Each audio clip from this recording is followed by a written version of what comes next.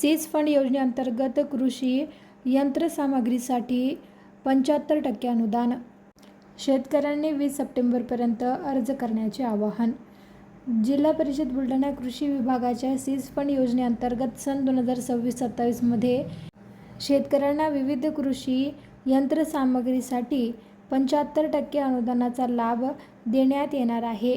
थेट लाभ हस्तांतरण योजनेतून 5 HP मोटरपंप संच, ट्रॅक्टर चलित रोटावेटर, BBF प्लांटर, पेरणी यंत्र आदी साहित्य पुरवण्याचे प्रस्तावित आहे. या योजनेचा लाभ घेण्यासाठी शेतकऱ्यांकडून अर्ज मागविण्यात आले आहे.